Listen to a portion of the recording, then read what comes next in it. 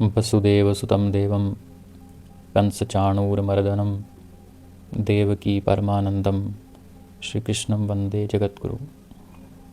कृष्णाय वासुदेवाय हरये परमात्मने प्रणतः क्लेशनाशाय गोविन्दाय नमो नमः।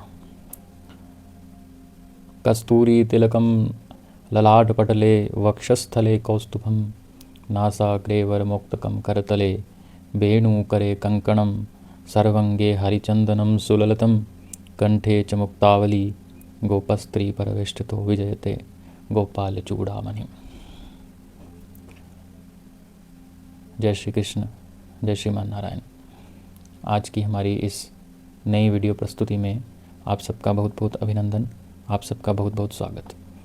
जिस प्रकार आप ये मन में भाव ला रहे होंगे कि आज की जो हमारी प्रस्तुति की आरंभ है, आरंभ में ही हमने 3 श्लोकों के माध्यम से भगवान का वंदन किया है।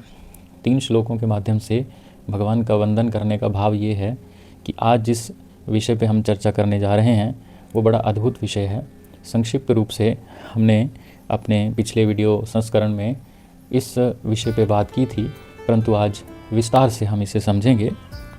जिस प्रकार आप जानते ही हैं कि 4 संप्रदायों के विषय में हम अपनी प्रस्तुति आपके समक्ष समय समय पे लेके आ रहे हैं। तो आज तृतीय संप्रदाय, जिसे हम श्री रुद्र संप्रदाय के नाम से जानते हैं, श्री रुद्र संप्रदाय के विषय में आज हम चर्चा करेंगे। बड़ी ही अद्भुत और बड़ी ही सुंदर ये संप्रदाय है, बड़ा सुंदर इनका भाव है, अवश्य हम समझेंगे। जिस प्रकार नाम से ही ज्ञात हो रहा है, तो इस संप्रदाय का नाम श्री रुद्र संप्रदाय है। तो रुद्र भगवान शिव को कहते हैं। आप सबको ज्ञात ही है, आप सब जानते ही हैं इस विषय में कि भगवान शिव को रुद्र कहते हैं। तो रुद्र भगवान ने, अर्थात शिव ने इस परंपरा का आरंभ किया था। भगवान शिव ने इस परंपरा की विषय में अपने आचार्यगणों से सीख के, अपने आचार्यगण यहाँ किसको कह रहे हैं? अब शिव जी ने किससे मंत्र लिया और आगे दिया? शिव जी ने किसका भाव अपने मन में भाया? तो शिव जी के अंदर जो भाव था वो भगवान नारायण का ही था, वो भगवान विष्णु का ही था। लेकिन संप्रदाय की प्रारंभिक आचार्य जो हैं वो शिव हैं, रुद्र हैं। परंतु यदि हम इसके उपास्य की बात करें तो भगवान शिव ने किसकी उपासना का बताया? तो भगवान शिव ने भी राधा कृष्ण की उपासना के विषय में चिंतन किया। भगवान शिव ने भी श्री कृष्ण भक्ति और श्री कृष्ण भगवान के प्रति प्रेम रस का भाव हम सबके समक्ष रखा। इस संप्रदाय के माध्यम से किस प्रकार हमें कृष्ण प्रेम, कृष्ण रस में रम के अपना जीवन व्यतीत करना है, किस प्रकार भगवान कृष्ण की आराधना, राधा माधव की आराधना, श्री गोपीनाथ जी की आराधना, श्रीनाथ जी की आराधना करनी है, इस विषय में भगवान शिव ने हमें बताया है। तो ये बड़ी अद्भुत संप्रदाय, भगवान शिव इसके आचार्य हैं, परंतु भक्ति तो श्री कृष्ण जी की है, भक्ति तो श्री राधा माधव की है। क्योंकि भक्ति में अहंकार का कोई प्रादुर्भाव नहीं होना चाहिए। भक्ति में केवल प्रेम और समर्पण, भक्ति के यदि हम 2 अंशों की चर्चा करें तो भक्ति का मुख्य अंश तो प्रेम है और भक्ति का दूसरा अंश समर्पण है। हम जिससे भक्ति करते हैं, जिसकी भक्ति करते हैं, उसके लिए हमारे मन में प्रेम होना चाहिए और उसके लिए हमारे मन में समर्पण भाव होना चाहिए। तभी हम उसकी आराधना, तभी हम उसकी भक्ति हृदय से कर सकते हैं। तो भगवान शिव के द्वारा इस संप्रदाय का आरंभ हुआ और इस संप्रदाय में आगे चल के वल्लभाचार्य जी प्रकट हुए। 1479 से लेके 1531 तक वल्लभाचार्य जी इस धराभूमि पर रहे और वल्लभाचार्य जी ने इस संप्रदाय के विषय में जन जन लोगों तक, हर प्रकार के लोगों तक अपनी सिद्धांत, जो इस संप्रदाय का सिद्धांत है, जो इस संप्रदाय का दर्शन है, उसका लोगों के मन में प्रेम प्रस्फुटित किया और श्री कृष्ण भक्ति के प्रति लोगों को उजागर किया। यदि हम विस्तार से समझें तो वल्लभाचार्य जी, क्योंकि इस संप्रदाय के मुख्य आचार्य आगे चल के बने, इस संप्रदाय को हम वल्लभ संप्रदाय भी कहते हैं। तो भगवान वल्लभ ने किस प्रकार, भगवान वल्लभाचार्य जी ने किस प्रकार अपनी मन के प्रेम भाव और समर्पण भाव उजागर किए, ये संप्रदाय में हमें सीखने में मिलता है, हमें इस संप्रदाय में देखने में मिलता है।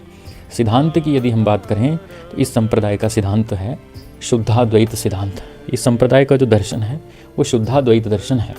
शुद्धाद्वैत दर्शन का अर्थात यदि हम इसको एक अलग भाव से समझें तो ये थोड़ा साधारण रूप से समझें तो ये हो गया नॉन ड्यूलिज्म। नॉन ड्यूलिज्म अर्थात ये भेद नहीं करते हैं, इस संप्रदाय में भेद नहीं माना जाता है। इस संप्रदाय के अनुसार भगवान कृष्ण से या जिस ब्रह्म से हम उजागर हुए हैं वो ब्रह्म और हम में कोई भेद नहीं माना जाता है। अर्थात जगत जी जो है वो ब्रह्म का अंश अवश्य है, अंश उसको माना जाता है, परंतु माया से उसका भेद नहीं किया जाता।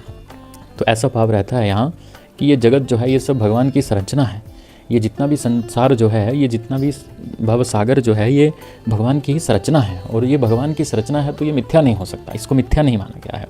इसको सत्य भी सत्य कह सकते हैं आपकी, इसको सत्य, जिस प्रकार ईश्वर को सत्य माना गया है उसी प्रकार जगत को भी सत्य माना गया है। तो जगत मिथ्या नहीं है, जगत वास्तविक है। इस प्रकार का सिद्धांत शुद्धाद्वैत सिद्धांत, जिसका नाम मैंने आपको बताया, शुद्धाद्वैत दर्शन, जिसके माध्यम से भगवान श्री कृष्ण की आराधना हम करते हैं। इस संप्रदाय के विषय में यदि हम मुख्य रूप से आपको बिल्कुल सूक्ष्म रूप से और बिल्कुल स्पष्ट शब्दों में यदि कहें तो इस संप्रदाय में नियम और इस संप्रदाय में तप जप पे इतना अधिक ध्यान नहीं दिया जाता, केवल प्रेम पे ध्यान दिया जाता है। इस संप्रदाय का जो मुख्य सिद्धांत है, मुख्य सिद्धांत के रूप में हम इस संप्रदाय में हमें ये समझाया जाता है कि भगवान किसी नियम से नहीं मिलते हैं, भगवान किसी बंधन से नहीं मिलते हैं, भगवान तो प्रेम के अधीन है, भगवान तो भाव के अधीन है, भगवान भाव से मिलते हैं। तो इस संप्रदाय की में जो भक्ति की जाती है वो भक्ति के 3 अंक हैं, उस भक्ति के 3 अंक हैं। पहला अंक तो सेवा ही है, दूसरा भगवान की लीलाओं का अनुभव है, जो भी भगवान ने लीलाएं इस भूमि पे प्रकट होके की हैं, उन लीलाओं का अनुभूति, उन लीलाओं का स्मरण, और तीसरी जो इस भक्ति का अंक है इस सिद्धांत में वो कला और संगीत है।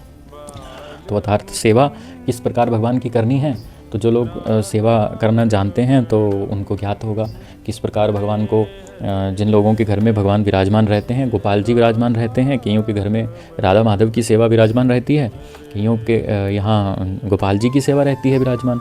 तो उसमें एक भाव रहता है, एक सिद्धांत रहता है, सेवा का भाव रहता है।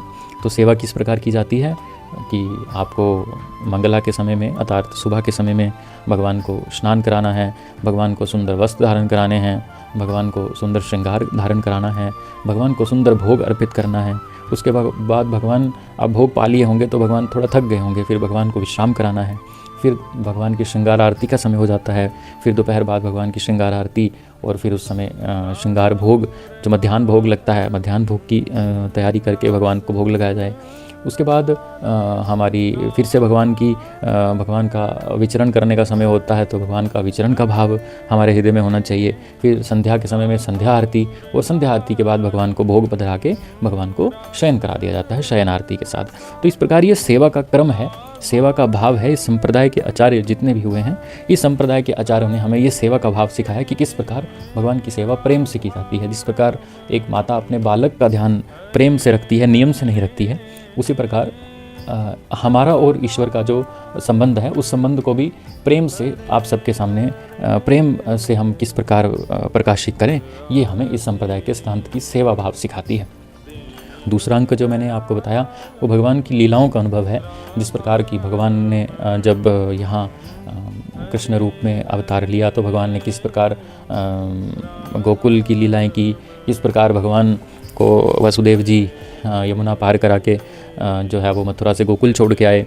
फिर किस प्रकार वहाँ भगवान ने नंदोत्सव जब हुआ तो उसके बाद पूतना का संहार किया, धेनुकासुर का संहार किया। फिर भगवान ने किस प्रकार अपनी नटवर लीलाएं की, नाग लीलाएं की, किस प्रकार भगवान ने अनेक आदि राक्षसों का संहार किया। भगवान की गोवर्धन लीला सब लोग जानते हैं, गोवर्धन किस प्रकार भगवान ने धारण किया। फिर भगवान की मथुरा गमन लीला, फिर से भगवान मथुरा आ गए, तो मथुरा में जब आए तो फिर भगवान ने कंसवध की लीला। इस प्रकार भगवान की जितनी भी लीलाएं हैं इनका चिंतन करना, इनका अनुभूति इनकी अपने चित्त में प्रकाशित करना, ये हमारा जो है ये भाव रहता है। तो ये दूसरे सिद्धांत में आता है। और तृतीय सिद्धांत में इसमें संगीत और कला का बड़ा भाव रहता है। संगीत के माध्यम से बड़े आचार्यों ने, जितने भी आचार्य इस परंपरा में हुए हैं, उन्होंने बड़ी सुंदर पद की रचनाएं, बड़े सुंदर भाव, बड़े सुंदर निबंध और बड़े सुंदर भगवान के आप कह सकते हैं, भगवान के विषय में दोहावली, चित्रावली के रूप में भगवान के विषय में उन्होंने बड़े सुंदर सुंदर भाव हमें पिरो के दिए हैं। उन भावों का संगीत रूपी वाद्य यंत्रों से और संगीत के माध्यम से उन भावों को गाना और गा के भगवान को सुनाना, यही इस संप्रदाय का मुख्य जो है वो सिद्धांत है, शुद्धाद्वैत सिद्धांत, जिसके माध्यम से सेवा और लीलाओं का अनुभव और संगीत और कला के विषय में, संगीत और कला को प्रोत्साहित करते हुए भगवान की आराधना करवाना। यदि हम मुख्य केंद्रों की बात करें तो श्री नाथद्वारा में जो भगवान हमारे विराजमान हैं, बाल रूप में श्री कृष्ण वहाँ विराजमान हैं। छवि आपकी स्क्रीन पे आ रही होगी। तो ये नाथद्वारा के हमारे श्री कृष्ण हैं, बड़े ही नटखट हैं, बड़े ही सुंदर हैं, और किस प्रकार हर समय श्रृंगार पधरा के इनको रखा जाता है, बड़े बालक की तरह इनकी सेवा जो है वो वहाँ की जाती है। तो ये नाथद्वारा में विराजमान है। इसके अतिरिक्त यदि हम और चर्चा करें तो चर्चा का मुख्य सिद्धांत इस परंपरा में यही है कि प्रेम से और भाव से और समर्पण से ईश्वर को प्राप्त किया जाता है। कठोर नियम या कठोर तपव्रत इतना परिवर्तन नहीं ला सकते। तो इन्हें पुष्टि मार्ग, क्योंकि जिस मार्ग पे ये संप्रदाय काम करती है उसे पुष्टि मार्ग कहते हैं। पुष्टि किसको कहते हैं? पुष्टि कहते हैं कृपा पे आधारित जो वस्तु हो, अर्थात the things we are getting in by the grace of God. जो चीज़ें हमें अपनी मेहनत से नहीं मिल रही हैं, by the grace of God मिल रही हैं, that is meant as a पुष्टि। तो उसको पुष्टि कहा जाता है। तो पुष्टि मार्गीय लोग इनको कहते हैं कि ये पुष्टि मार्गीय हैं, या वल्लभ कुल के हैं, या वल्लभाचार्य संप्रदाय के हैं, या श्री रुद्र संप्रदाय के हैं। तो राधा वल्लभ जी हमारे वृंदावन में विराजमान हैं। तो राधा वल्लभ जी के दर्शन भी आप लोगों ने किए होंगे, जिसने नहीं किए तो आपकी स्क्रीन पे छवि आ रही होगी। राधा वल्लभ जी के दर्शन अवश्य करिए। और इनके विषय में तो हम फिर कभी चर्चा करेंगे कि राधा वल्लभ जी किस प्रकार वृंदावन में विराजमान हुए और किस प्रकार हित हरिवंश जी ने इन्हें प्रकट किया, और किस प्रकार हित हरिवंश जी के माध्यम से हमें सुंदर ही प्रभु की एक ऐसी अनुपम और अद्वितीय छवि और अद्वितीय कृपा हमारे समक्ष उपस्थित हुई। तो ये श्री राधा वल्लभ जी, जिसे वल्लभाचार्य कुल कहते हैं, वल्लभाचार्य जी के तिलक की यदि हम बात करें तो रज से आप सबने हमारे भारत के बड़े विशिष्ट और भारत के बड़े अनुपम संत श्री प्रेमानंद जी महाराज की आप लोगों ने दर्शन किया होगा।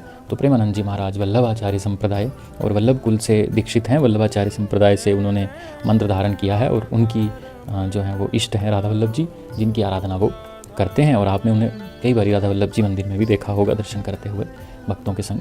तो आज की जो हमारी ये वीडियो थी वल्लभाचार्य संप्रदाय श्री रुद्र संप्रदाय के विषय में आप सबको बताना था। मैं ये उम्मीद करता हूँ आपको समझ में आया होगा अच्छे से। तो अगली वीडियो का इंतज़ार करें। हमारी अंतिम जो चतुर्थ संप्रदाय है, सनकादिक संप्रदाय, निम्बार्क संप्रदाय, हरिदासी संप्रदाय जिसके अंतर्गत आती हैं, उनके विषय में हम अगली वीडियो में विस्तृत रूप से चर्चा करेंगे। तब तक के लिए जय श्री कृष्ण, जय श्रीमान नारायण। और अंत में एक और श्लोक से हम भगवान की सुंदर छवि का ध्यान करेंगे। वंशी विभूषित करा नवनील दाभा पीतांबरा दरुण बिंब फलाधरोष्ठा पूर्णेन्दु सुंदरत मुखार धरविंद नेत्रा कृष्णात् परम किमपि तत्त्वमहं न जाने। जय श्री कृष्ण, जय श्री राधे, श्री राधे।